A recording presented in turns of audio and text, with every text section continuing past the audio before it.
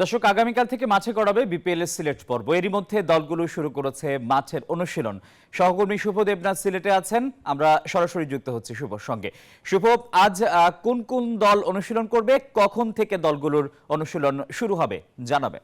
টিপু, ধন্যবাদ আপনাকে। মিরপুরে আমরা দেখেছিলাম কুয়াশাচ্ছন্ন আবহাওয়া, সেই কারণে কিন্তু পেস বোলাররা সুবিধা পেয়েছিল। সিলেটের সম্পূর্ণ ভিন্ন চিত্র, রৌদ্র উজ্জ্বল আবহাওয়া। সকাল থেকে অনুশীলন শুরু করেছে দলগুলো। সবার অনুশীলন শুরু করেছে বরিশাল এবং তার সঙ্গে অনুশীলন শুরু করেছে অপর প্রান্তে রাজশাহী। আমরা দেখছিলাম তামিম ইকবালকে, তিনি দীর্ঘক্ষণ নেটে ব্যাটিং করছিলেন, পাওয়ার হিটিংয়ে মনোযোগ দিচ্ছেন। শাহিন শাহ আফ্রিদি, আমরা জানি তিনি সাধারণত পেস বোলিং করে থাকলেও এবারে বিপিএলে থেকে ব্যাটিংটা আমরা দেখতে পাচ্ছি এবং দলের প্রয়োজনে তিনি জ্বলে উঠছেন।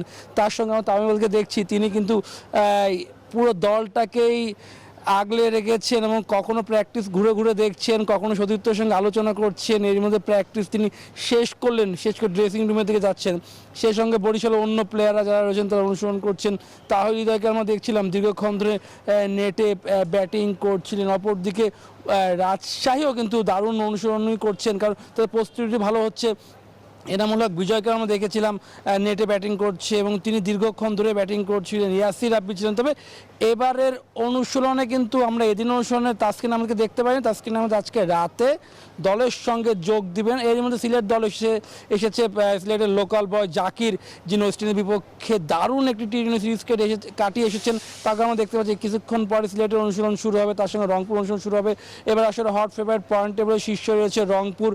সিলেট পর্বেও ঢাকার ধারাবাহিকতা রক্ষাতার অবশ্যই করতে চাইবে এবং আজকে মোট 6টি দল অনুশীলন করবে এবং তারপরে আগামীকাল যে দুটি ম্যাচ, দিনের প্রথম ম্যাচে রংপুরে আর স্বাগতিক সিলেট মুখোমুখি হবে, দিনের দ্বিতীয় ম্যাচে মুখোমুখি হবে বরিশালের সঙ্গে খেলবে রাজশাহী। যেহেতু পয়েন্ট টেবিল বলি এবং বিপিএল যেহেতু মোমেন্টামে খেলা, সিলেটের মোমেন্টামে যে দ্রুত ধরতে হবে তাদেরই কিন্তু অবশ্যই এগিয়ে থাকবে। আর আবার বিষয়ে বলে রাখতে চাই, যেহেতু শীতের আবহাওয়া চলছে তার মধ্যে কিন্তু গরম আমরা দেখতে পাচ্ছি, প্রচণ্ড কিছুটা গরম কিন্তু এখানে পড়েছে।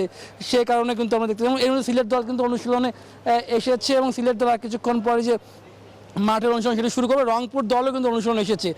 সব কিছু মিলে সিলেট পর্বের উন্মাদনা শুরু হয়ে গেছে। যদিও কিন্তু এরই মধ্যে প্রেস বক্স তৈরি হয়নি, প্রেস বক্সে চেয়ার বসানো হয়নি, প্রেস বক্সে বেশ কিছু কাজ অসমাপ্ত বাকি রয়েছে, সে কাজগুলো সমাপ্ত করার চেষ্টা তারা করতে হচ্ছে। টিপু, সব কিছু মিলে এই ছিল সিলেট থেকে আমার কাছে এখন পর্যন্ত সর্বশেষ।